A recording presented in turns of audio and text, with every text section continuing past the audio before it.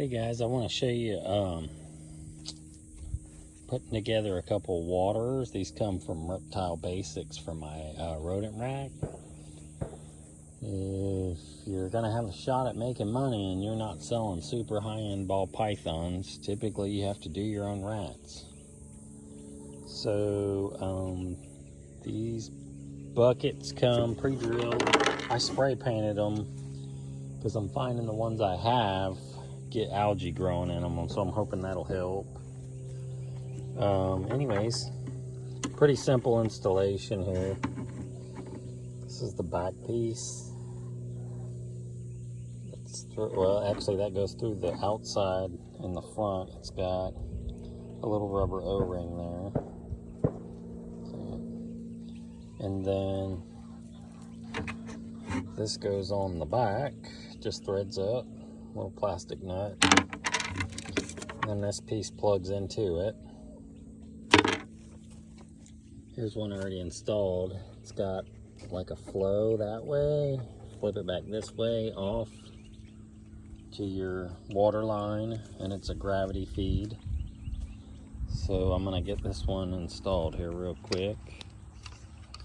And we'll set it up with the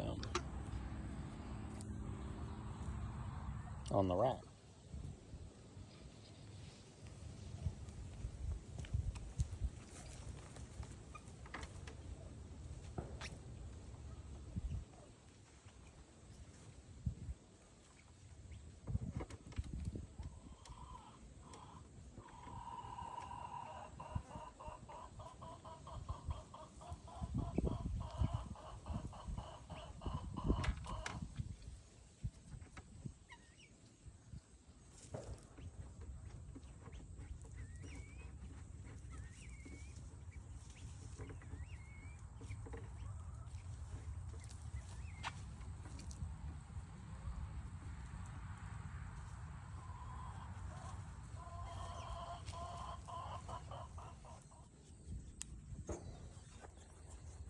Now I'll just take the end of this tubing, plug it in here, scoot this closer, and I'll turn this on, so that's to flow, and then we're back in business. This rack I bought off of Craigslist. I actually got 2 of them here. And I just cut these 2x4 so it'll actually rest on the metal tubing on the ends with the weight. And I've got some other water buckets, my older ones here, that I'm gonna clean up, and I'll turn this tubing into a Y so then I can have 2 buckets per rack. And then I'll probably be able to go away for a week without an issue on that. These tubs here are like sold as bus tubs for restaurants. You see one's missing there. I've got another one missing here. They do eventually over time get dry and crack and fail, and the rats will chew through anything. They chew. So they'll chew right through the plastic on these tubs eventually over time. I do have, I can show you this. I try to put stuff like this in here, or I've seen people use wooden blocks, just anything for the rat to gnaw on. They have to be able to chew on things. Look at these two are fighting over a piece of feed.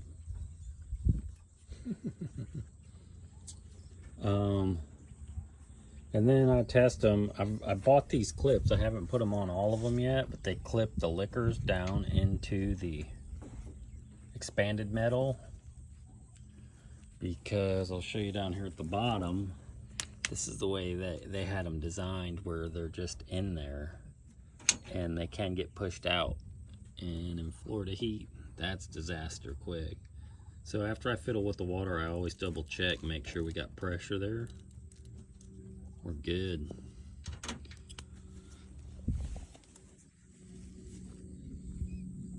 Time to feed them up.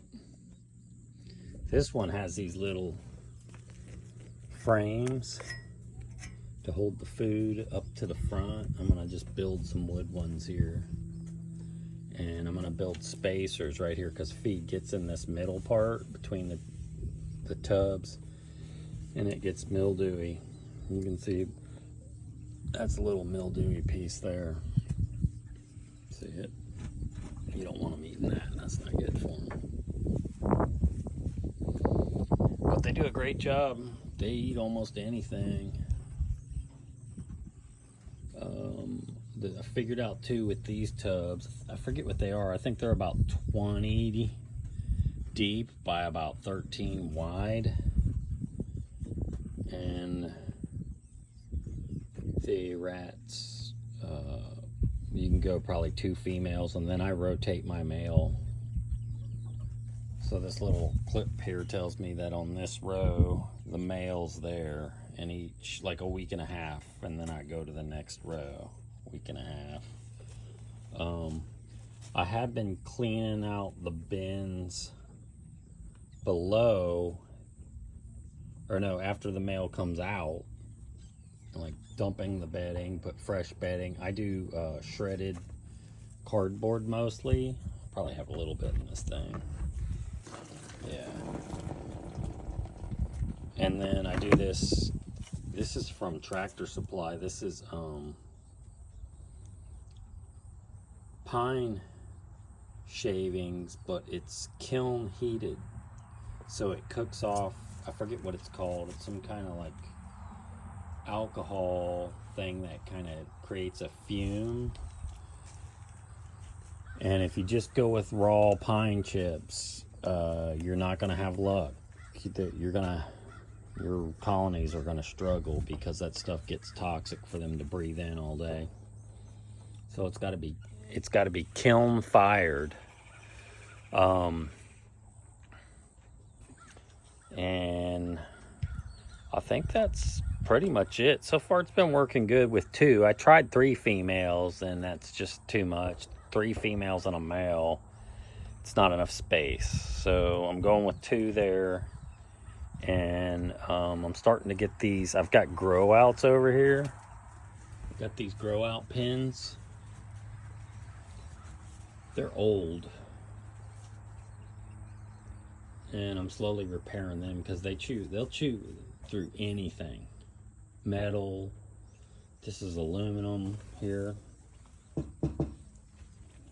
They'll chew through that. This all has holes on the inside of it that I'm slowly patching up with little pieces of, basically it's this stuff that I built the roof out of, little sheets of aluminum roofing. I just cut it and screw it on the inside. But I've got a couple repaired. I take once they're weaned off, and I move them over here. Same with the mice. This side's the mice. This is an old homemade kit that me and my dad built. I'm slowly getting that stocked out. Still got that other side to go. It's coming along. So these are a couple of the tubs I was telling you about. You can see where the rats, they just kind of nibble around, and once they get a little hole started, they'll chew and get through. These guys almost were able to get out. I caught this morning. Wasn't quite chewed out enough.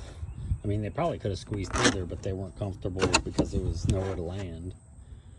And then on this one, they chewed through right there. So